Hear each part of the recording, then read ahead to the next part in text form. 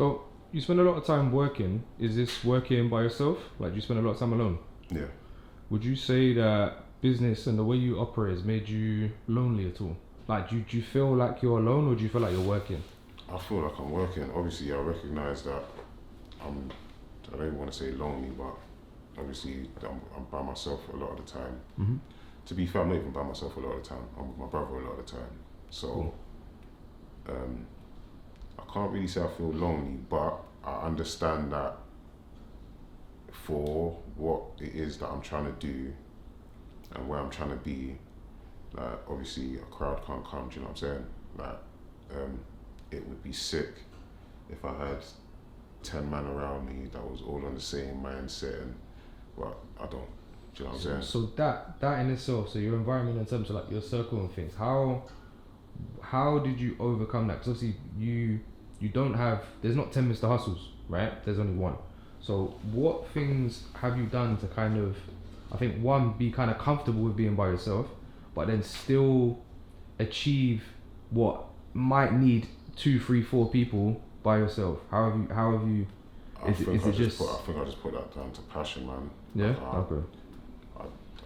I want to be a big clothing brand, and just like that naturally drives me to just keep on going by any means necessary. You see, some of the stuff that I have to do to achieve where I want to be, a lot of it would be boring to a lot of people. So cool. If I call up my brethren today and I'm like, yo, yeah, can we go to the market? I just want to go see what's going on in the market. What are we going to the market for?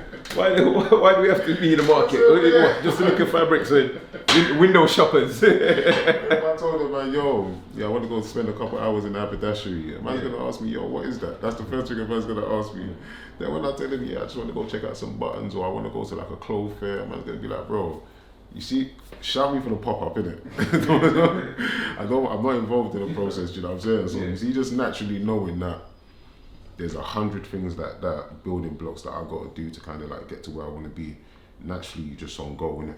And by the time you do it long enough, it just becomes second nature. So then, this question is to both of you. So, do you need support? 100%. So you feel like you need support. So who supports you? Who supports me? My family support me. My brother supports me. My people that I do business with support me. Like I don't have that cry of no one's there for me. Cause I kind of feel like when you're on that journey, that's what it's supposed to feel like. Do you know what I'm saying? Like, it gets better when it gets better. Up until then, like me and CHZO were saying, nobody really gives a fuck. That's the truth. When you understand that, you just kind of navigate through life, business, whatever, differently. Yeah. Do you need support, Chiz? 1,000%, man. Who supports you? I say predominantly close friends, you know. Mm. Predominantly my close circle. Those are like my biggest supporters. Like, they don't let me sink. Yeah. So how does that work then? Because I would say, I don't say you have poor communication. You have selective communication. You're very selective of who you speak to, and I think sometimes that even people closest to you, you send them very blunt and short messages. Yeah, I'm always busy. Right. You So get how- it when you message me. So how? I think that you know what it is. I think that should be a sign. Yeah. If my message is mad short, it means I'm doing something. Yeah. Yeah, that's the realness. That means I can't talk right now. So how can someone support I'm you? talking to be polite. Yeah. But I got something to do right now. That's the best way of putting it. But it's down to little things, man. Like sending word on the venue, getting your friends to book the venue for their birthdays, little things like that. Like, this is the thing here. So for instance, you see like when people complain about, I don't see that much these days, you don't come out that much, you don't do this or do that. I'm like, alright, I said this to you before, innit? About what the parties was for me. Yeah. The parties was for two things.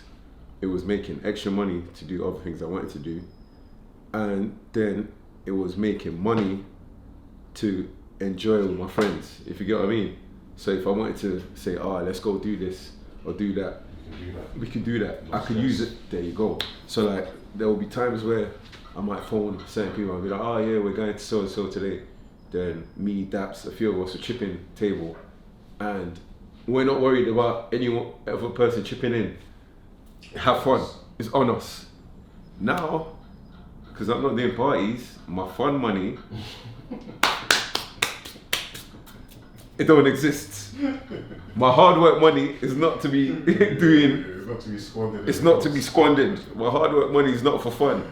So, if I'm busy working, trying to make sure I'm still making the same kind of money, regardless, I ain't got time to be linking up and doing foolishness. It's not personal. It's not personal. It's just like, if I was out every week now, people don't do math. If I was out every week now, I'm going to everyone's birthday or gathering Friday, Saturday, Sunday, I'll be rent money down every month minimum. You get what I'm saying? It's expensive outside, isn't it? So I just mind my business and I go do extra work. So when someone phones me and says, oh, what are you doing Friday or Saturday night? I'm like, right, I'm out working, you know, because I know that I'm going to make it extra. So instead of me going in a minus, I'm going in a plus, constant. And it's nothing personal, it's just long term. In my head now, I'm like, wait, I'm closer to 60 than when I finish secondary school or college. So when you see things like that, like the age of retirement before used to be what, 65? For most people it's going to be like 70 plus. I'm not trying to be that guy, innit? So yeah, it's never personal for me. It's the mode I'm in, innit? And like I said, and like he said, nobody cares, innit? So if you have that in your head that nobody cares and you just keep on pushing. Do you believe that? Yeah, 100%. Do you believe no one cares? Bro, yesterday my brother sent me something on, he's probably going to watch this episode anyway.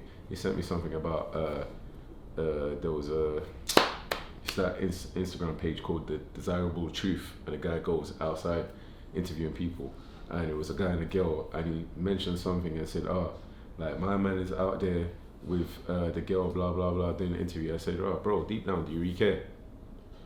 He was like, no. Then I said, there you go, nobody cares, because I said, you lot might say, oh, why is he with so-and-so? He don't care. You're not with so-and-so. By the time tomorrow or day after comes, everyone's forgotten that they've seen this clip and they're still living their life as normal. It don't affect us, it don't affect you. So I said, right, Tim, the only thing that we care about is making sure we've got food, our rent's paid, we're able to travel, and our family's good. So I said, all these other little things around, be honest, bro, you don't really care deep down.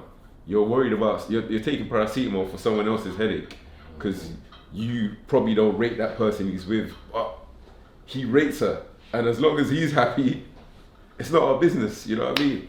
And he was like, I don't remember what he said, but I think I was working and I just came out the chat, because for me, right there and then, it's not adding, you know, just send me memes. Send me something funny. Even the whole, send me something that's going to make me laugh. Even the whole nobody cares situation, it's not to say that man don't have people around man that care about us. Yeah. It's more, in the grand scheme of things, that if you want to do something, it's on you. Do you know what I'm saying? You see, if that don't happen, nobody's crying.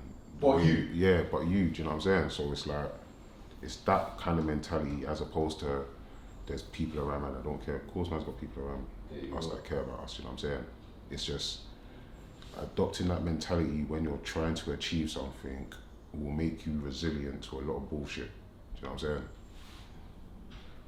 What do you hope your legacy will be in the fashion world, and what impact do you want your brand to have in this industry and society in general? Like, what's the mentality you're trying to put out there? Yeah, I want to show that like you don't have to be in that box. Do you know what I'm saying? That box is, when I first say to you, if you ask me, what do you do? And I say, I own a clothing line. First you're going to think, then you're going to ask me, what's the clothing line called? Then I'm going to say Hustle Clothing. Then you're going to be like, do you know what I'm saying?